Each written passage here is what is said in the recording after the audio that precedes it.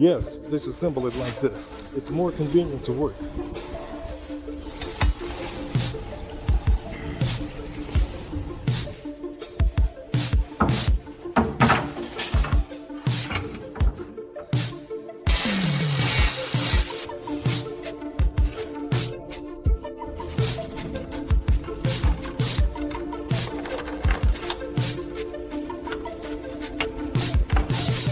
Here it goes entirely with 3 rivets, and underneath it there are rivets for the holes.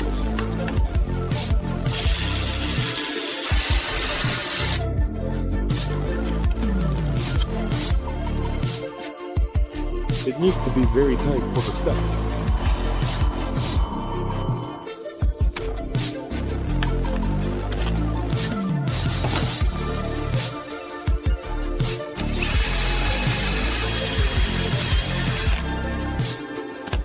Assembly fastener Cleco. It positions itself in the hole with its prongs and clamps simultaneously, preventing the parts from moving relative to each other.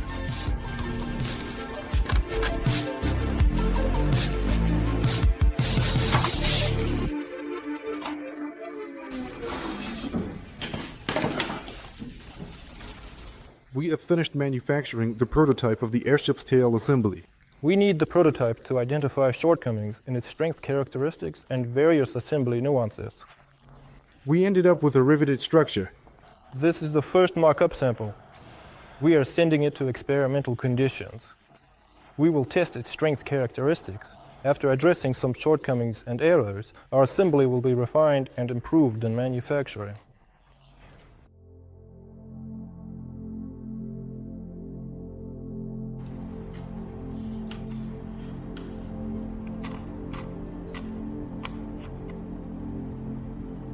This is our payload.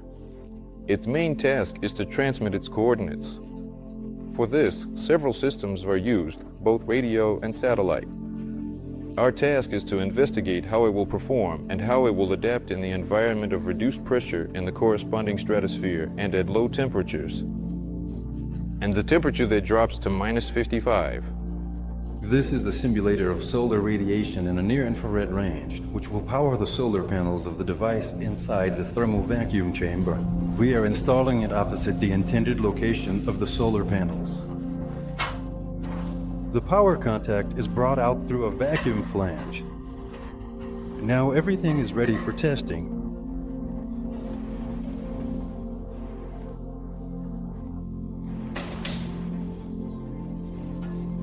The tests being conducted today, which are part of a comprehensive evaluation process, are intended to confirm the accuracy and reliability of the readings of the payload barometer by comparing them against the precise and calibrated readings of the tested pressure sensor, as well as the operability of the payload equipment at different temperatures, including at extreme temperatures like -60 degrees. We have now placed the payload itself inside the thermal vacuum chamber with the solar radiation simulator. It is turned on, the antenna is extended into the radio transparent window, the thermal vacuum chamber is closed, and now we are ready for testing. Dennis will now check if we have a connection with the payload via the VHF channel. Once we confirm, the thermal vacuum chamber will begin its operation.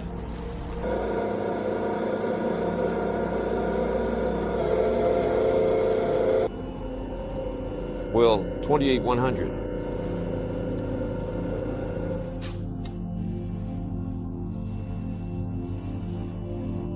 48,200. It should be 30. Yes, it shows 28. There's already a 2-kilometer difference at 28. Oh, well, 1.8. 1.8. Well, this error is already visible at this altitude. So, the error is always there, plus or minus 1 millimeter roughly, but it only affects the altitude here. 9,870. Well, the average was 9,880, and now it's 9,840, roughly, yes, 9,870. So, the temperature hasn't affected it yet. So now we'll just strip it down and freeze it without. Well, we'll make the worst case scenario.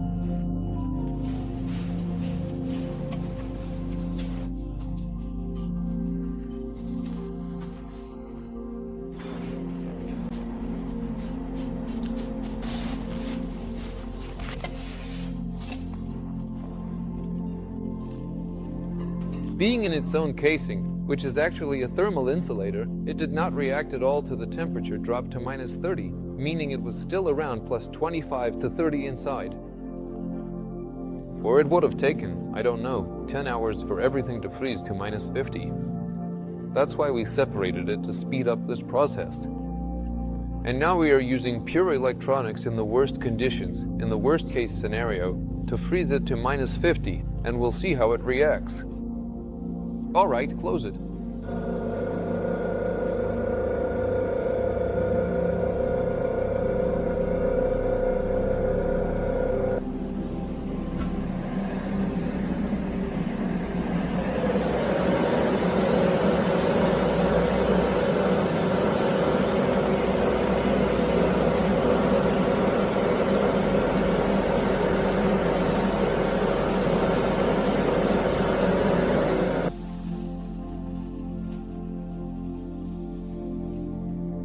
Let's try carefully connecting this lamp and this one, and this one. I'll connect the solar panels now, and securely. Because we took it out from the cold to room temperature, it got covered in frost, meaning condensation gradually formed on it, and thus, as a result, it continues to work. And telemetry is currently being transmitted, and the satellite beacon is working, so everything is perfectly fine. So, you can even see how its temperature is warming up now. You can see that the battery has warmed up. It's returning to its original capacity. Now it will warm up a bit.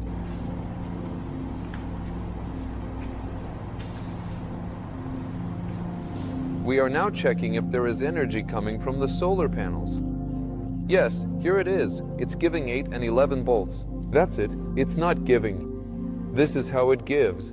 Our payload for this flight consists of a sophisticated module equipped with an advanced onboard computer system, which includes highly sensitive barometer sensors, precise temperature sensors, a state-of-the-art accelerometer, a reliable inclinometer, multiple voltmeters, comprehensive logging of all this data, plus a GPS system for accurate tracking. So, the main function is performed by this board. Next is the power supply unit. These are lithium titanate batteries, which can withstand very low temperatures, which we have just tested, along with a set of satellite beacons. All of this is powered by solar panels, which recharge the battery, and the power is supplied to the beacons and the onboard computer accordingly. After we also exposed them to cold, the solar panels are still working, providing the specified voltage, so basically, everything is okay.